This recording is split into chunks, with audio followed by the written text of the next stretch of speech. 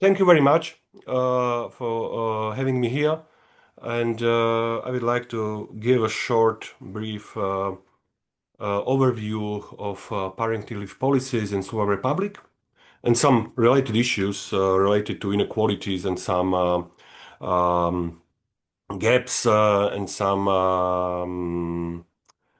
challenges these parental leave policies faces now in Slovakia. Uh, just for the start, I will very briefly go through some design of three main pillars of leaves: maternity leave, parental leave, and paternity leave. Um, uh, as regards maternity leave, compared to other countries, maternity leave in Slovakia is relatively long. Mother are entitled to 34 weeks in general. And I think that the OECD average is 18 weeks, and for the EU, the average is 21 weeks, so it's a quite long period. Maternity benefit is also quite generous. It's insurance-based benefit, and it is provided at the level of 75% of daily assessment base. It means 70% of gross income. And it means that as a formula for maternity benefit is based on gross income, and since maternity benefit is not subject to social security contributions and is tax exempt up to certain amount, this 75% of gross salary is actually equivalent to approximately 100% of the net salary. So it's very high replacement rate and very attractive.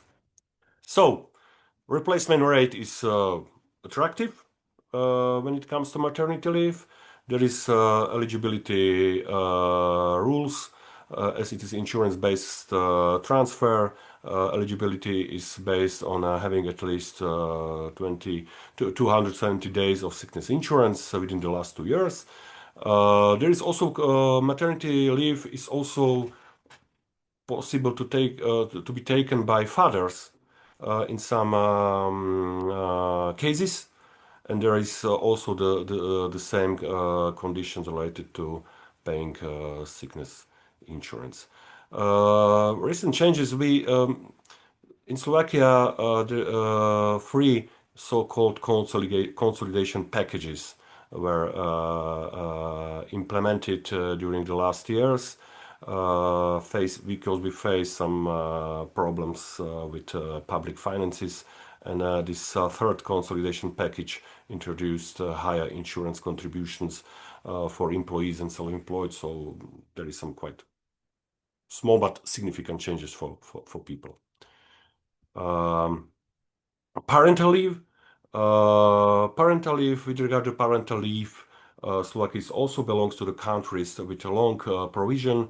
Slovakia offers 3 years of paid parental leave, which can be extended in case of serious health conditions.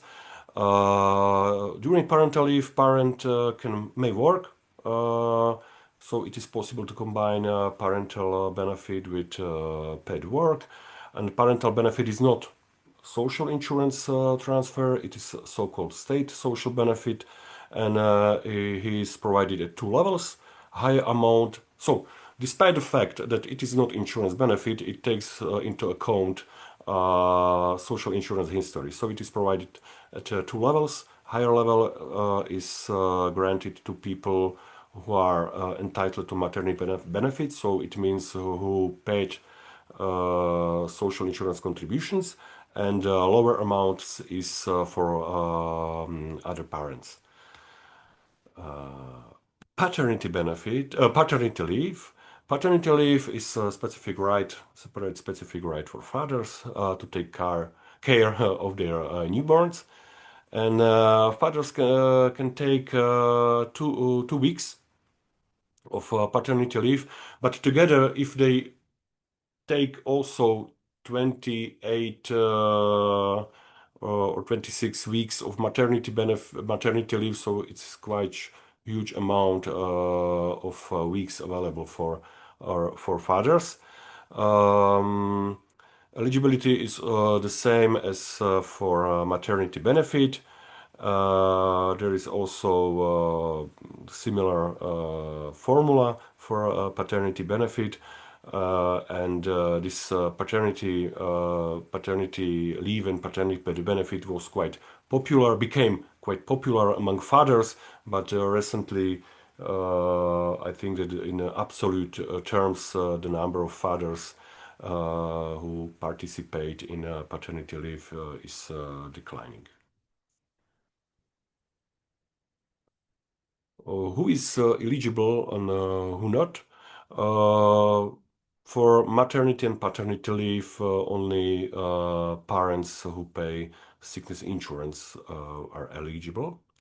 Parental leave is a general non-insurance program. However, as I told, it distinguishes between two categories of parents based on their insurance history. So it is not eligibility rule, but it is a rule which distinguish people between two categories of parents.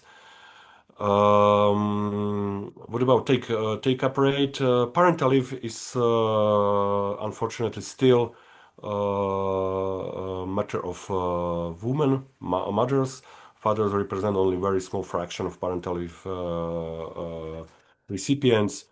Mm, Less than 3% of fathers is among paternity leave benefit, parental leave benefit recipients. So some issues related to gender equality. Uh, Similarly to other countries, the use of leave policies is strongly gendered. Mothers are still overrepresented among parental leave takers, which of course reinforces gendered division of roles. Uh, Long parental leave and low use or low availability of part-time jobs lead to a low employment rate among mothers with young children. The situation has improved recently, but employment rate among mothers with young children is still below the OECD average and also below EU average. Um, it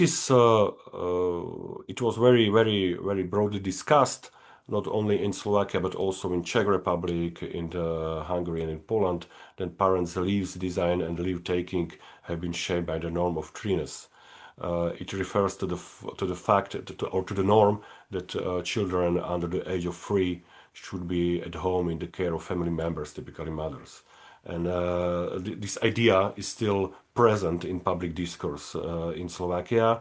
It still shapes public policy because we have still parental leave up to 3 years of age of children, and it is also quite still very widespread among the general public that children younger than 4 years should stay at home with mother. It's because in order to create strong connection and relationship between mother and child. But on the other hand, there is a public policy effort to extend the network of facilities for very young children using European funds and towns and or municipalities play a key role in this respect. I can also mention the research which indicates that paternity leave helps challenge gender norms and can help normalize fathers as active caregivers, and especially when fathers take the leave. And I have two last slides which discusses research, which discuss the research gap and some problems or challenges. I identified three research gaps uh, from my standpoint, and I've been involved in family policy research and also in research of social inequalities, social structure, social classes. And I think that there is a research gap related to the study of the leave policies in terms of social class perspective, about trajectories, expectations, norm, decisions, because family policy interacts with the existing social structure, and we still don't know how. And it is very one important, I think, remark that in Slovakia, this parenting leave policies have been for a long time framed by idea of reconciliation of working and family life. And I think that this is quite a middle class biased idea because there are some vulnerable categories of workers who don't have a career in this middle class terms, who don't want to continue in their jobs because they don't offer well prospects and a good job and good payment and so on and so on. So this research on interaction between social class membership and family policy measures and decisions and expectations, I think, is missing. Gap also exists in relation to research on societal norms affecting decisions related to leave policies. And I think that more attention in Slovakia should also be paid off to family-related measures provided by employers, and also to conflicts and solidarity at workplaces related to family responsibilities. Um, uh, just last word to this. We implemented this year in Slovakia International Social Survey Program, working orientations. It is ISSP to 2025. We are the first country, and we added to the standard questionnaire a lot of questions related to conflicts and solidarity in workplaces. So we have now data we can explore and answer some of them of these questions. The last slide, current problems on not possible solutions. I focus only on current problems. One of the problem is for me, from expert view, is that we have two amounts of parental benefit that are based on insurance contribution history, and that this design reinforces division between deserved and undeserved parents. And all this is done within the state social support system, which is presented as universal without means testing. So it is clashes of two general ideas. And the second potential problem, there are many, but I selected only two due to time issues. Paid parental leave is quite long, and it's longer than elsewhere. So, and this is here this is this is mentioned in Employment Outlook, OECD Employment Law Outlook.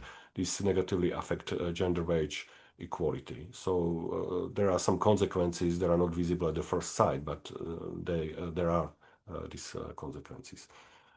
And this is my last slide and last word. And if you have any question, I will be glad to make some answers for you.